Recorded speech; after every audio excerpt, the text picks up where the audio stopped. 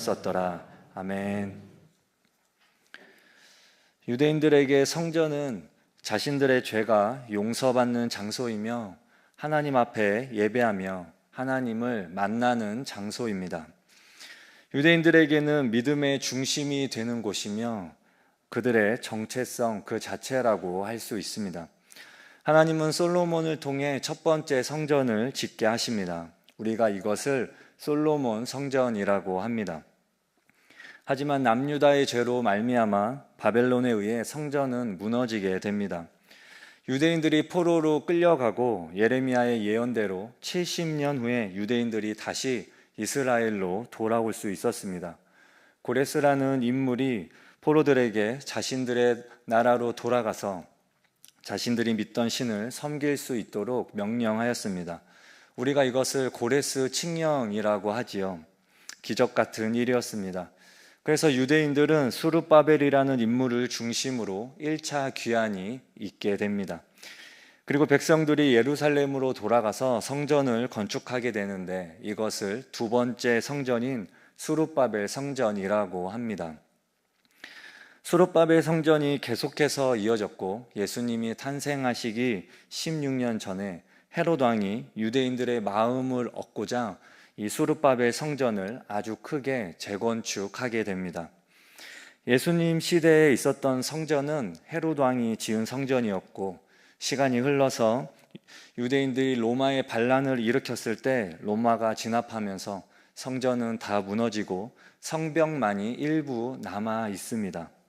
우리가 이것을 통곡의 벽이라고 부릅니다. 제가 이렇게 성전 이야기를 하는 것은 오늘 본문이 두 번째 성전인 수르바벨 성전을 배경으로 하고 있기 때문입니다. 이스라엘 백성들이 1차 귀환을 했을 때 예루살렘은 전쟁의 흔적으로 황량했습니다. 폐허 그 자체였습니다. 이런 폐허 속에서 1차로 귀환한 백성들이 성전을 건축하게 됩니다.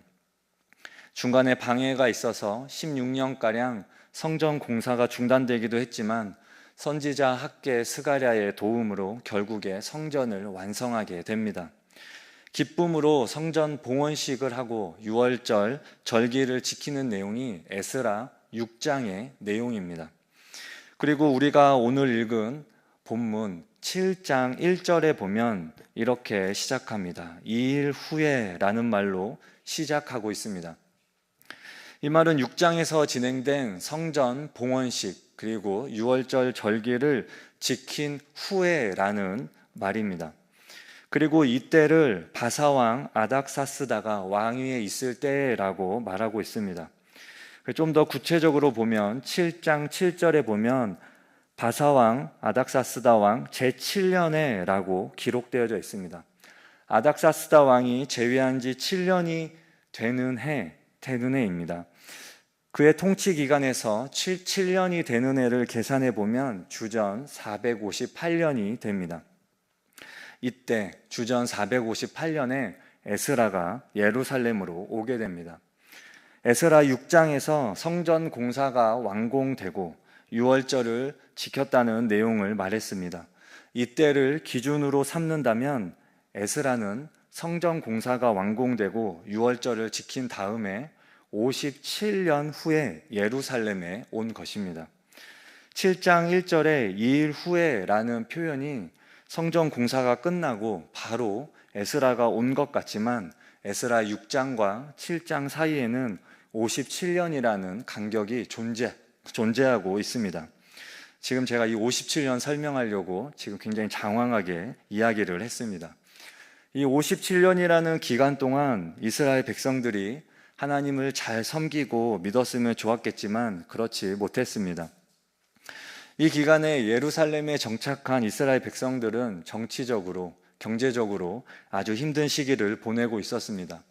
성전 공사에 방해가 있었지만 성전만 완공되면 하나님이 복을 주시고 모든 일이 잘 해결될 것이라는 기대가 있었습니다. 하지만 성전이 완공되었어도 삶은 여전히 힘들었고 소수를 제외하고 대부분의 사람들은 신앙적으로도 무너졌습니다.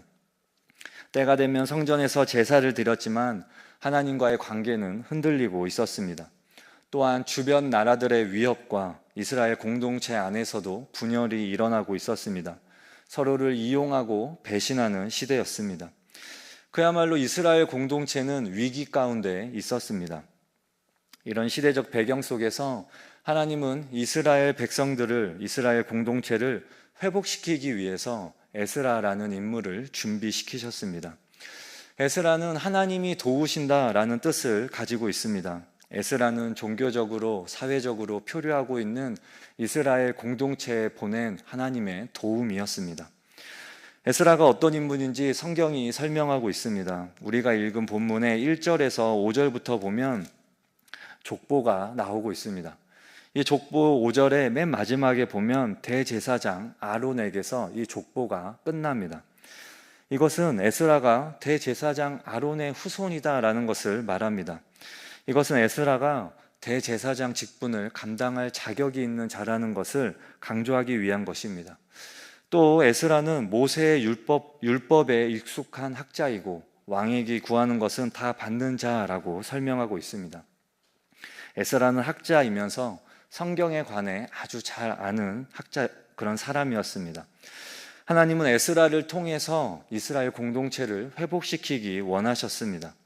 그렇다면 에스라는 이스라엘 공동체를 회복시키기 위해서 무엇을 하였습니까? 첫째로 에스라는 율법을 연구하고 준행하고 가르치기로 결심하였습니다. 우리 10절 말씀을 함께 읽어보겠습니다. 10절입니다. 시작.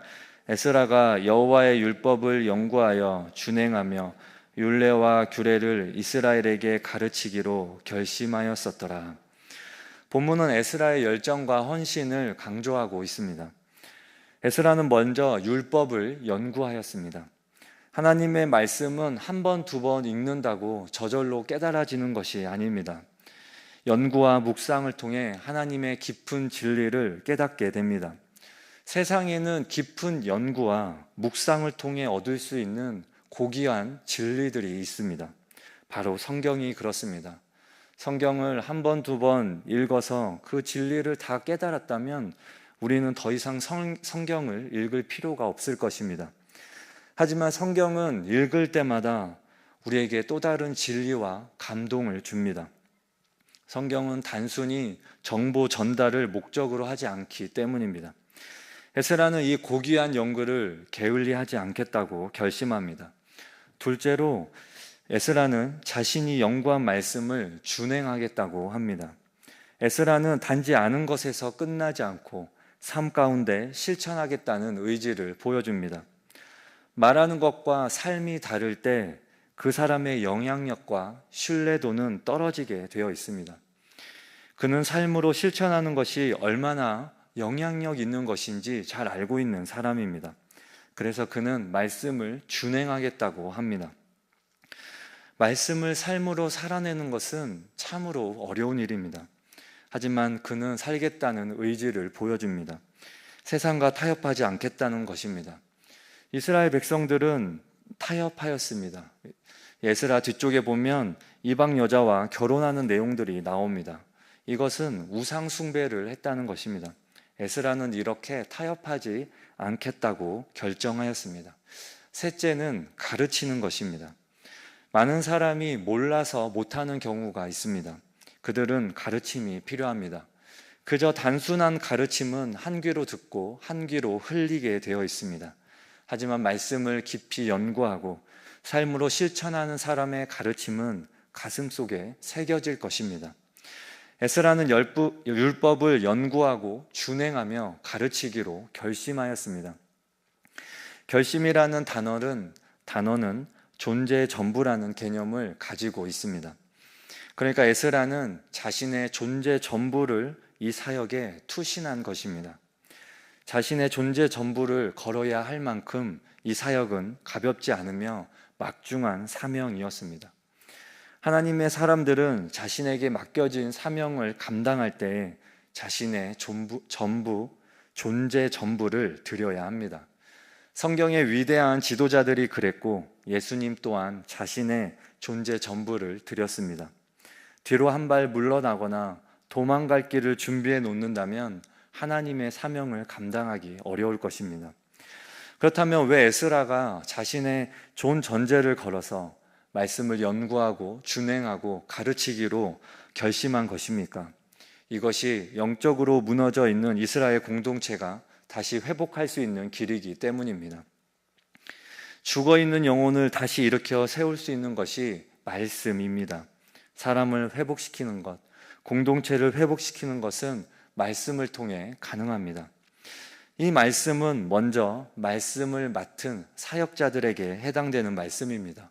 사역자는 하나님의 말씀을 맡은 자로서 말씀을 연구하고 준행하며 가르쳐야 합니다. 이것이 사역자의 본분이며 자신의 존재 전부를 걸어야 할 만큼 막중한 사명입니다.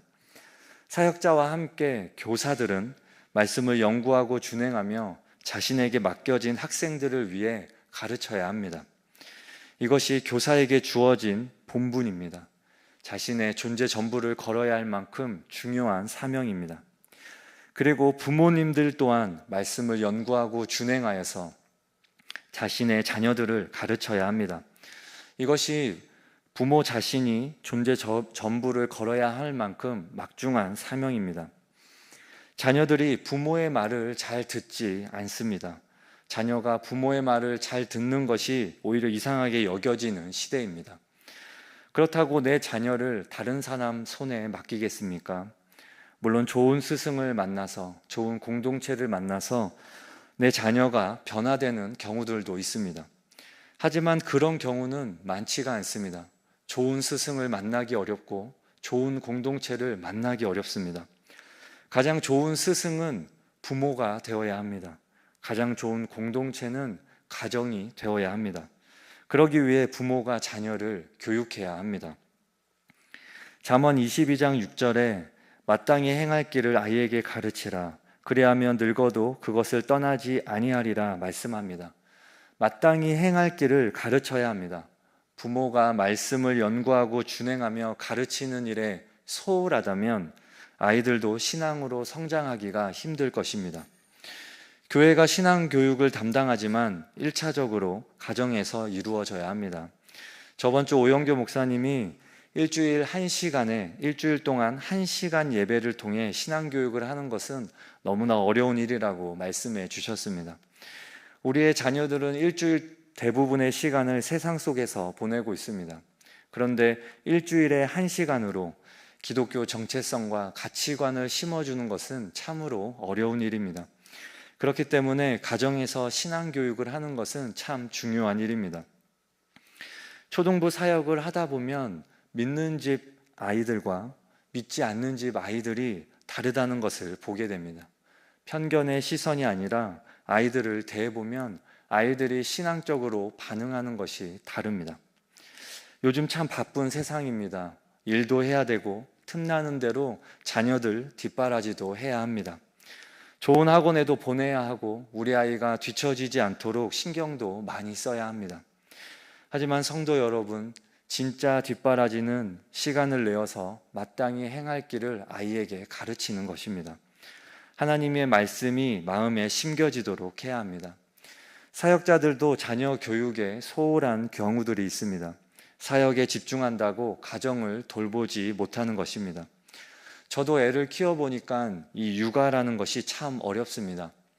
강제로 말씀을 막 집어넣고 싶습니다.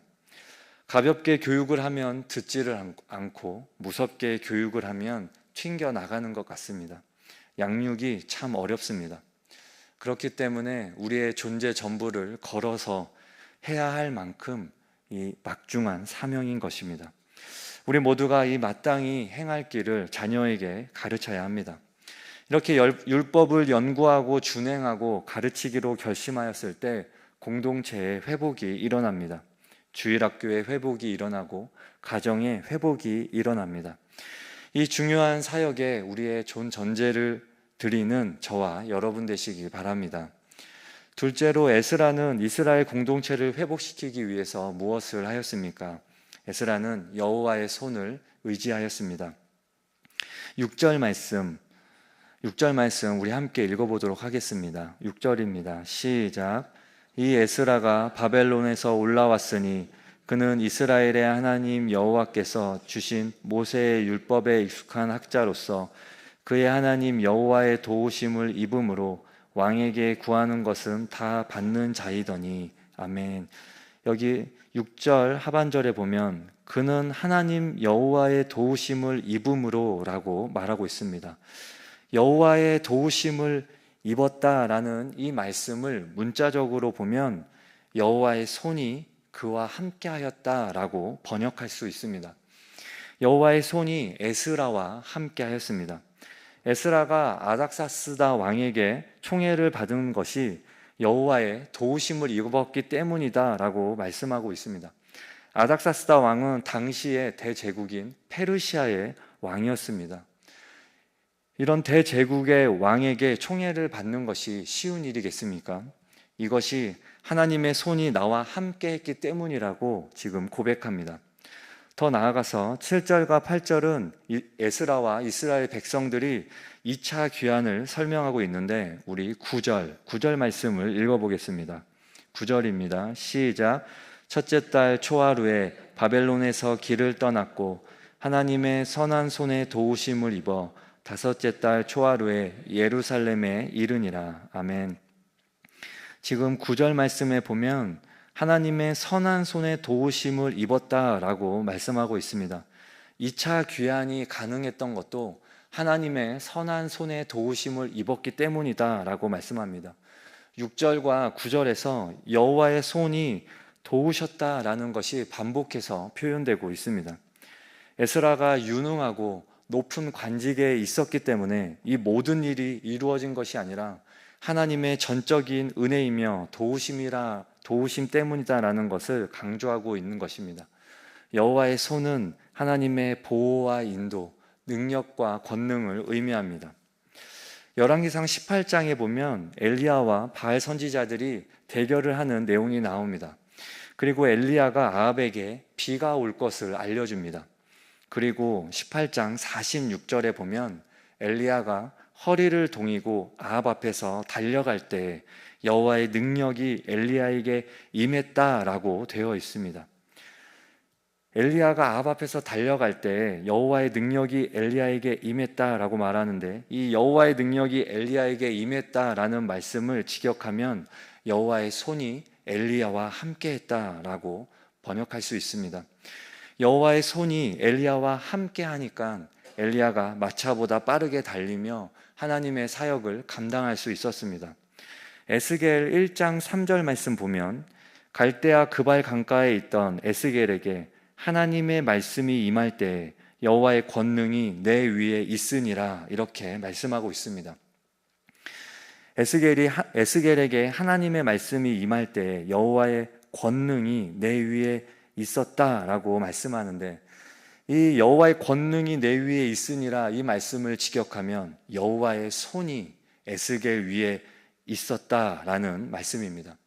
남유다가 바벨론에 의해 포로로 끌려가고 소망이 없다고 생각하는 시기에 하나님의 말씀이 에스겔에게 임했습니다. 앞으로 에스겔이 해야 하는 사역 가운데 하나님의 말씀과 하나님의 손이 함께 임한 것입니다. 이렇듯 하나님의 사람들이 맡겨진 사명을 감당할 때 여호와의 손이 그들과 함께 하였습니다. 그랬기 때문에 그들이 그렇게 하나님의 은혜 가운데 하나님의 능력에 힘입어서 하나님의 사역들을 감당할 수 있었던 것입니다. 그리고 우리의 삶에도 하나님의 손을 구해야 합니다. 우리가 잘 먹고 잘 살기 위해서 하나님의 손을 구하는 것이 아닙니다. 많은 경우 나의 욕심, 나의 자랑을 위해서 하나님의 손을, 하나님의 능력을 구하는 경우가 있습니다.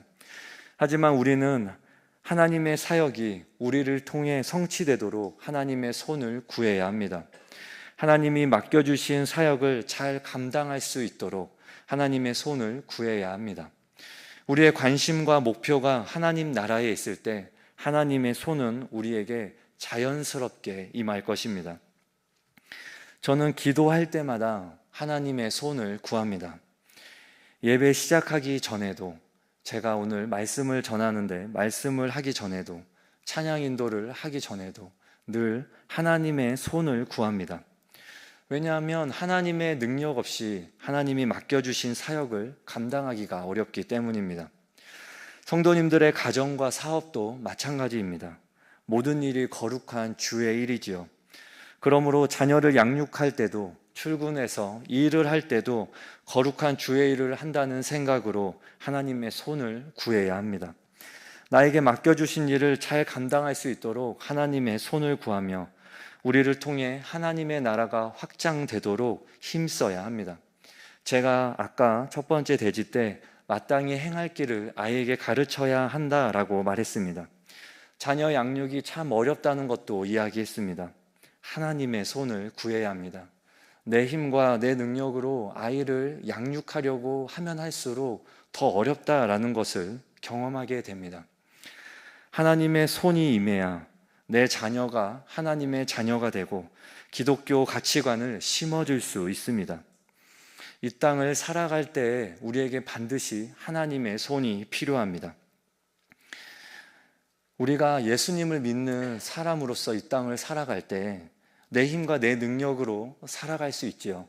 내가 가진 지식과 내가 공부한 것과 나에게 있는 것으로 이 땅을 살아갈 수 있습니다. 그래서 잘 먹고 잘 살 수도 있습니다. 하지만 또 많은 경우는 하나님의 손을 구하며 살아갈 수도 있습니다. 조금은 나의 이성적으로 맞지 않을 수도 있고 또 세상적인 방법으로는 미련하게 보일 수 있을지라도 우리가 삶을 살아갈 때 하나님의 손을 구하며 살아갈 수도 있습니다. 저는 하나님의 손을 우리가 늘 구하면서 살아가야 된다고 생각합니다. 우리가 세상 사람들보다 많이 부족하기 때문에 하나님의 손을 구하는 것이 아닙니다. 우리가 하나님의 사람들이기 때문에 하나님의 손을 구해야 하는 것입니다.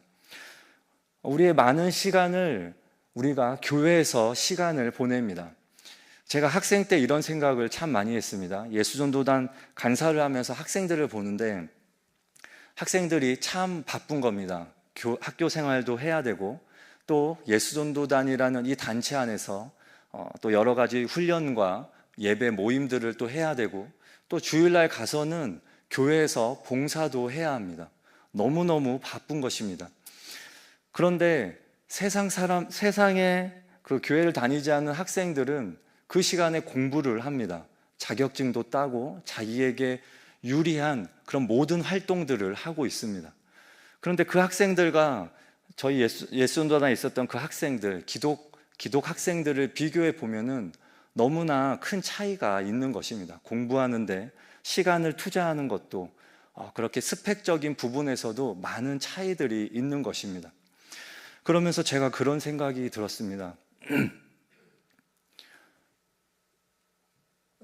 제가 그런 설교를 했습니다. 너희들이 많은 시간과 많은 에너지를 하나님 나라를 위해서 사용하고 있는데 너희들의 삶에 하나님의 은혜가 임하기를 축복한다.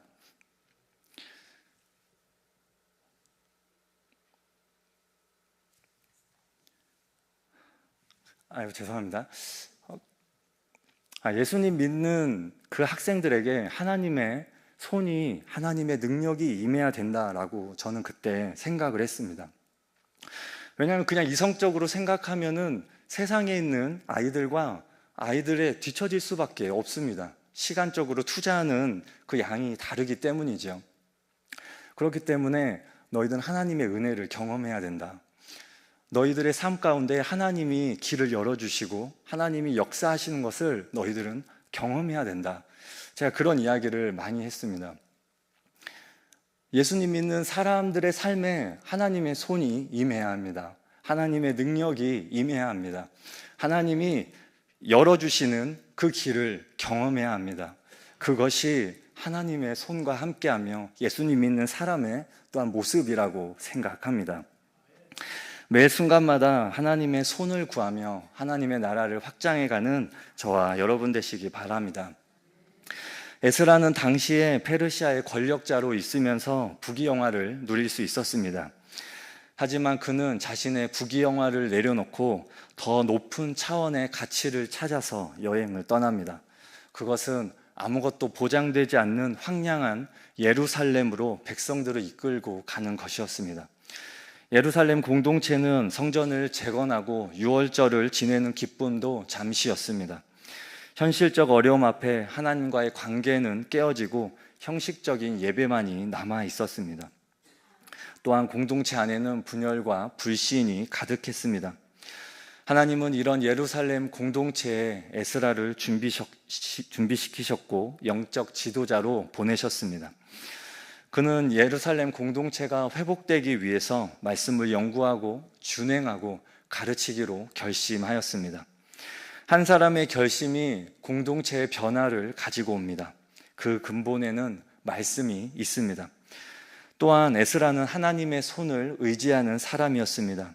하나님의 손은 에스라와 함께했고 지금 우리와도 함께하고 있습니다. 우리가 겸손히 하나님의 손을 의지하며 말씀으로 돌아갈 때 우리의 공동체는 생명력이 흘러 넘치게 될 것입니다. 이 중요한 사역에 하나님이 우리를 부르셨다라는 것을 기억하고 맡겨진 사명을 감당하는 저와 여러분 되시기 바랍니다. 우리 함께 찬양하고 기도하도록 하겠습니다.